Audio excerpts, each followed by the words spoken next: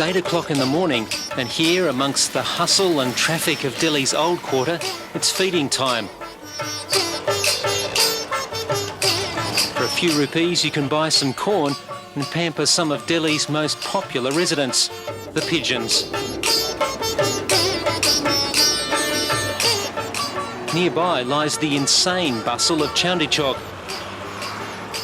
In the shadow of the Mughals' Red Fort, it's one of the most crowded places on earth.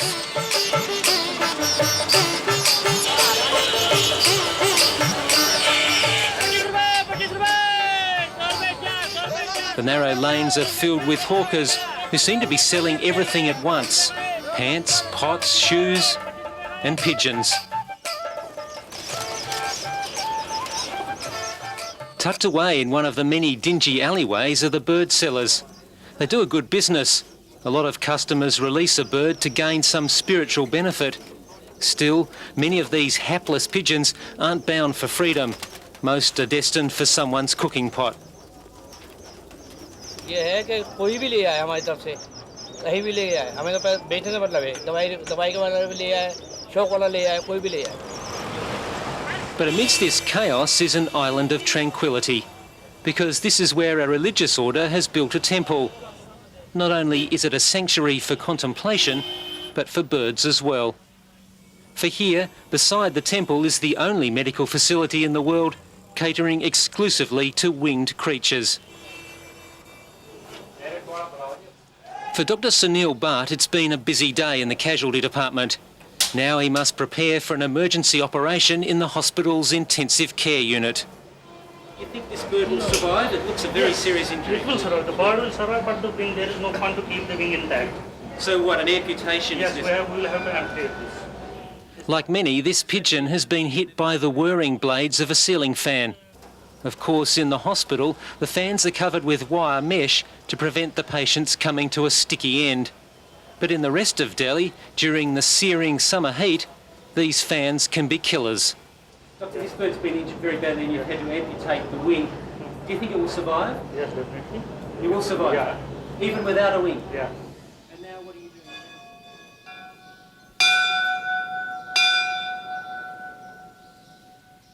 Both the temple and the hospital are run by the Jains, a 2,500-year-old religion whose devotees will not kill any animal, large or small.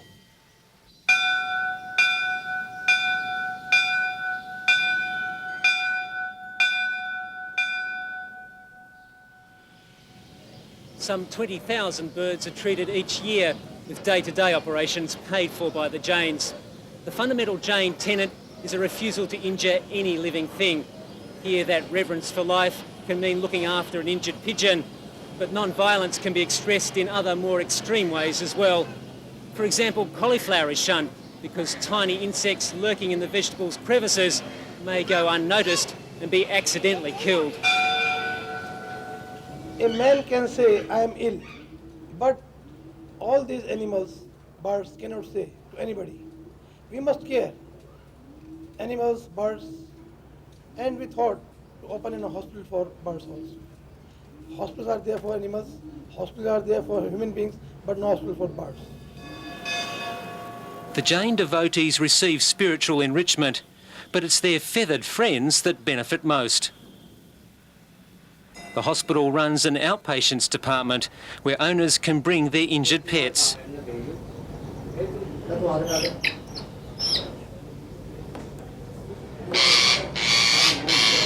Nine-year-old Sachin Sharma has visited many times to get treatment for his parrot.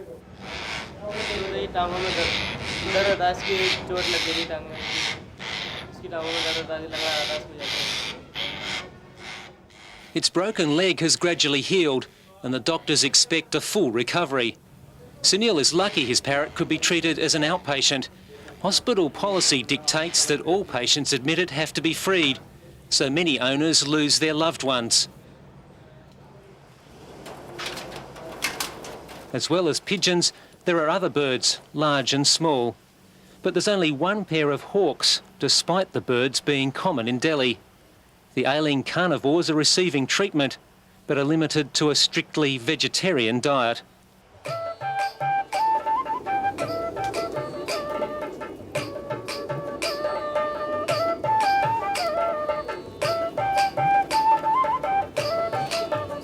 Once treatment is complete, the bird will come here to the recovery ward on the top floor. In keeping with the precepts of Jainism, it will then be released to freedom. But some birds always decline the invitation. These malingerers, affectionately called scroungers by hospital staff, are never driven off. Perhaps the birds are only exercising judicious caution. Away from the Jains' care, survival in the outside world is not easy.